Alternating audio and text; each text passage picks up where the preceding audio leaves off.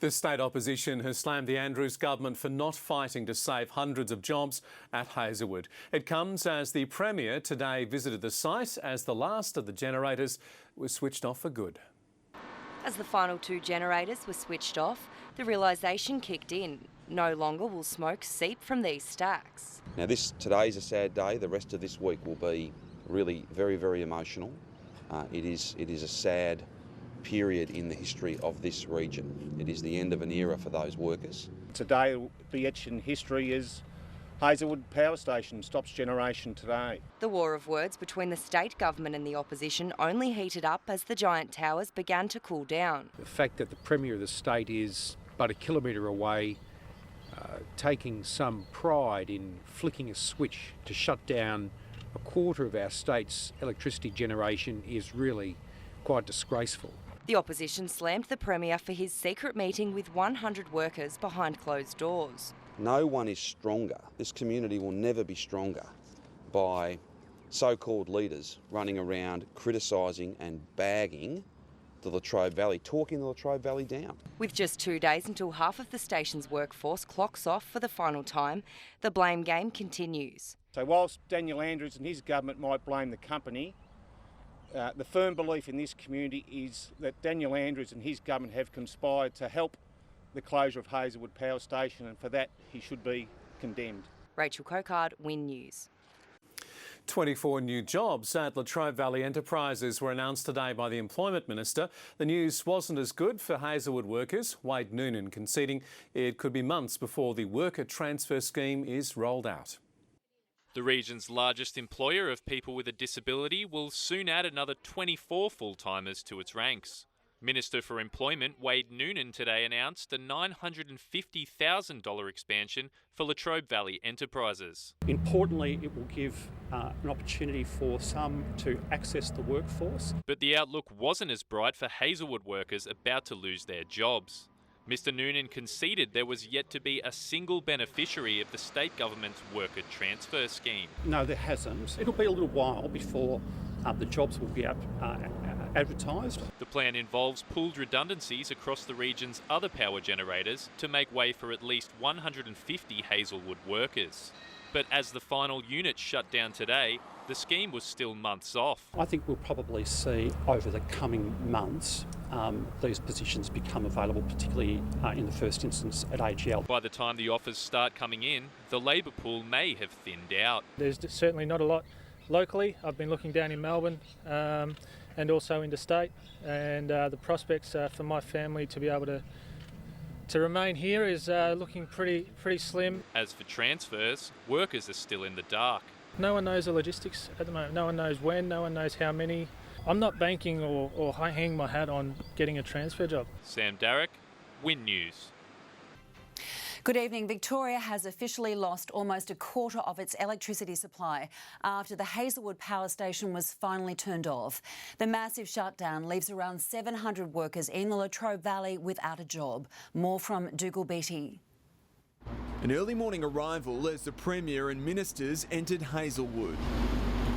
No cameras allowed inside when Daniel Andrews met with workers as the last generators were switched off. I thank them for the fact that they had so professionally, so ably worked so hard powering our state. But some staff left unimpressed by the Premier's awkward visit. I think it's a slap in the face. I just think it's pretty disgraceful that he's there today. The 3-day stage shutdown finally complete. Almost 25% of Victoria's total electricity supply gone and 700 workers without a job. We have to be realistic. We have to be honest about this. It's a tough time in the Latrobe Valley. Employees like Troy Makepeace looking to relocate. Prospects for my family to be able to remain here is looking pretty slim. Others wanting to stay but not knowing where they'll find work. I'm not lucky like a lot of the other blokes. I don't have a trade behind me. A 150 job transfer scheme with AGL is yet to be finalised.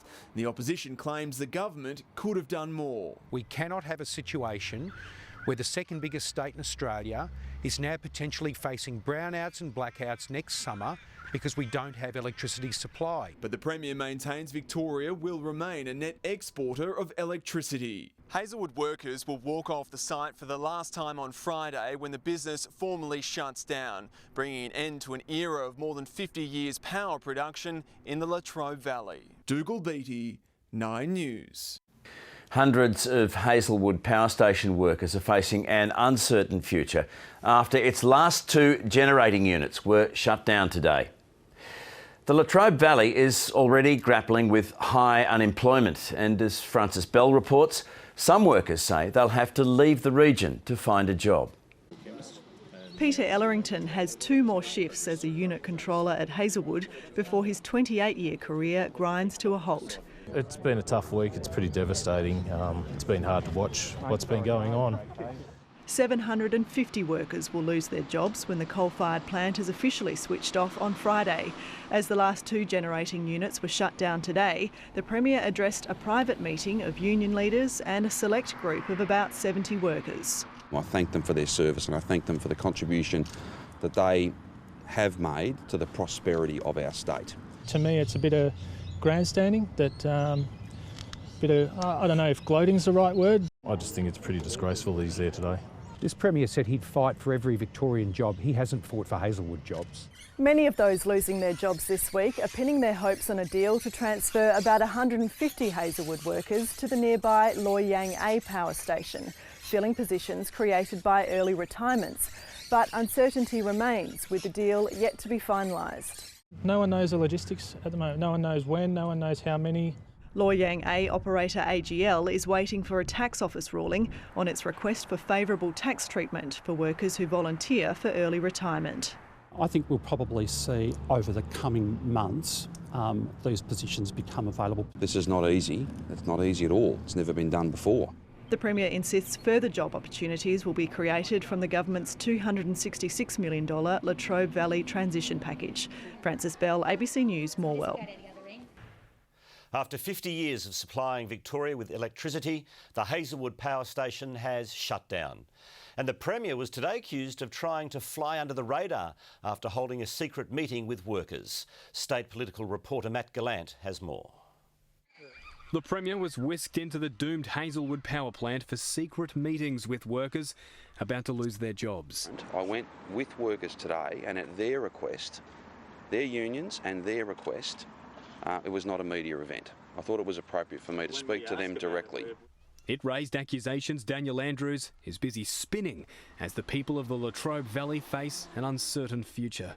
This Premier said he'd fight for every Victorian job. He hasn't fought for Hazelwood jobs. He hasn't fought for the Latrobe Valley. After 5 decades, the 1,600 megawatt coal-fired plant has been turned off. We have to be honest about this. It's a tough time in the Latrobe Valley. It's a difficult day. There's no long-term future jobs and future prospects for a lot of workers around here. Hazelwood supplies about a quarter of the state's power. Experts fear its closure could lead to blackouts and increased power bills. And it'll be somewhere in the order of 10%. We are not sure. It will depend on how that plays out over the year, but it will be seen and felt by customers. Not only that, but the plant employs around 450 people. These hats are a stark reminder of those who have already lost their jobs. You know, they've accepted it. They know they have to move on and they know that they're going to get support. One option for workers is to relocate to neighbouring plants. There's a lot of uncertainty about anyone getting a transfer position at this stage. Hazelwood Power Station will close its doors for good on Friday.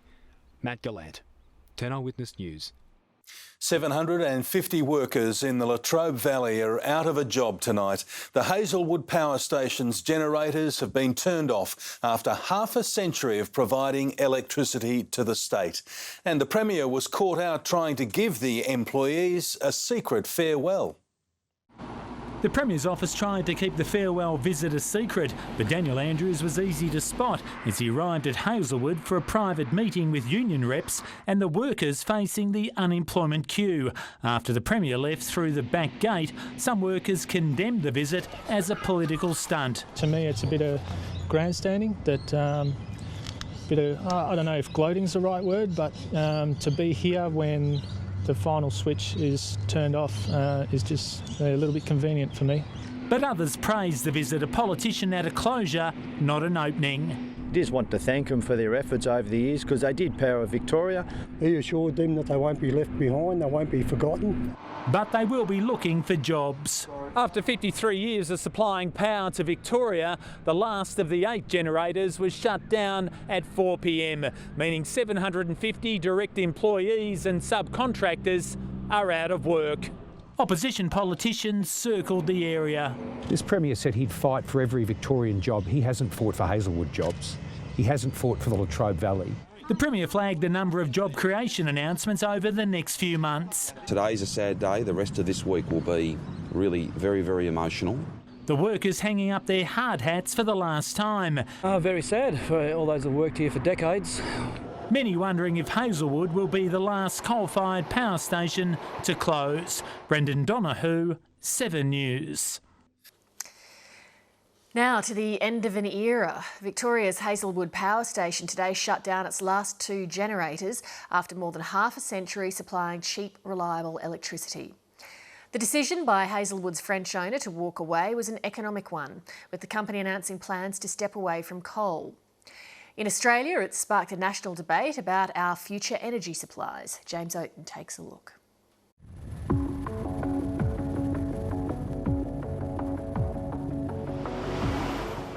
Morwell's doing it tough, I think. They're quite a proud community, I guess, but this has really shaken them to the core. Like 750 other workers at Hazelwood Power Station, Colin Aitken got his marching orders 5 months ago. We're off for a community consultation with ENGIE, the owners of Hazelwood Power Station, regarding the impending closure of Hazelwood.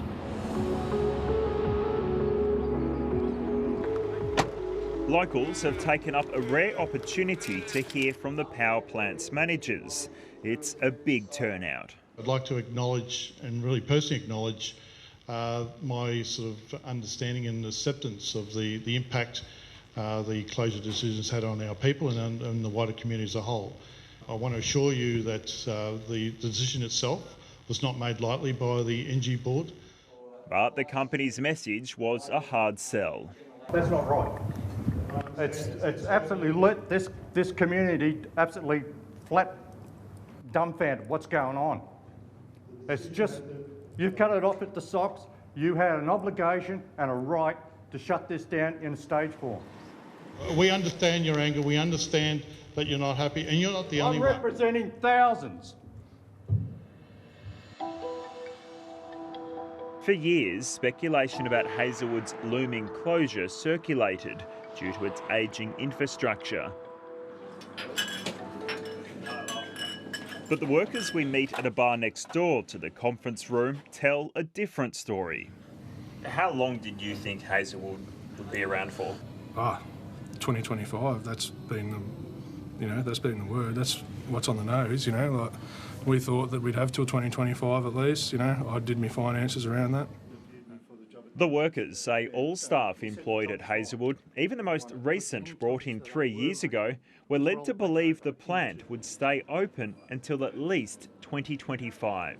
If you went to Hazelwood tomorrow to do an induction, the big spill, it's still the same now. And it's about Hazelwood 2025 and beyond. It's not just the workers' future at risk. It's everyone in the southeast of the country who relies on power generated in Victoria. The decision to shut early caught the state and federal governments by surprise. It was certainly a decision that was kept very close to the business. For more than 50 years, Hazelwood was one of Victoria's biggest generators, creating cheap, reliable coal-based power to feed into the national grid. In fact, it's been so reliable that Victoria has often propped up neighbouring states, South Australia, New South Wales and Tasmania. But now some experts believe the energy surplus will go up in smoke. Without Hazelwood, Victoria will move from being the largest net exporter of electricity to all 3 neighbouring states to a small net importer of electricity. So the effect will be very large in Victoria. Energy consultants say the grid should be able to cope during the winter months when demand is low. But the February blackout in South Australia, where 40,000 homes lost power during a heatwave, exposed flaws in the system, as the Australian energy market operator, known as AEMO, failed to order a major gas plant to step up. South Australia suffered a blackout on the day because Pelican Point didn't run and because AEMO didn't require it to run. With the benefit of hindsight, it's clear that AEMO should have required it to run. The blackouts fueled criticism of renewables, but the Victorian government insists an injection of wind and solar with battery backup will deliver reliable energy. That's why we've stepped in really very quickly and determinedly to ensure that we're actually creating more generation capacity in Victoria, because frankly, if we left it up to the federal government, we'd still be waiting. Consultant David Leach has crunched the numbers. We think there's about 4,000 megawatts of new wind utility PV and rooftop PV under construction right now. He says green energy can and should fill the power gap left by Hazelwood, but that won't come online for at least 2 years. Next January and February and March, if it's as hot as it was this year, then that's where the real concern comes, because most of the existing thermal generators don't perform that well when it's really hot. Their output tends to go down, things go wrong. And that's where I think the true problem that was caused by halting the build out of renewable energy in 2015, led by the Abbott government. That's where the true problem lies. Even the market regulator, AEMO's own forecasts for next summer show a potential problem. In a worst-case scenario, they say Victoria and South Australia could face a power shortfall, even with energy coming in from interstate. Either private power stations will need to ramp up their output, or AEMO will have to cut back supply. Despite the concerns, the Victorian Energy Minister is adamant the state will not be plunged into darkness. The Australian Energy Market Operator have been absolutely consistent that Victoria will not have a shortfall in electricity because of the closure of Hazelwood, and in fact we will remain a net exporter of electricity into the future. So how do you have the confidence again in AEMO after they've already made mistakes in South Australia? Look, and certainly, and Victoria's been very vocal in our criticism and concerns about the preparedness of our market operator to actually manage the system. And certainly we are starting to see improvements in the way that the market operator is functioning. But these comments may provide little assurance to those who work in the coal industry. With the existing coal-fired Browns power stations, the newest one's still 20-something years old. Failures are bound to occur very shortly, which means it won't be able to. They are now, which means it can't operate at 100% efficient capacity all the time, because plant failures will catch it out. That's something that hasn't been factored in. So what do you want to see in the future? How do we resolve these problems that you're pointing out? Plan them. Yeah. We plan closures at this capacity. It's as simple as that. Like, you can't just take out 25% of a state's electricity overnight and go, oh, we'll be fine. We've done quite a bit here, and it'll be sort of sad to move on, I guess. For newly unemployed power workers, planning their own future could be tough. I think, hopefully I'm quite a positive person, so I think change is good, but there's quite a lot of young guys that have only been there short term, who've moved their families, changed careers on the promise or the presumption that the station would be there for a few more years yet.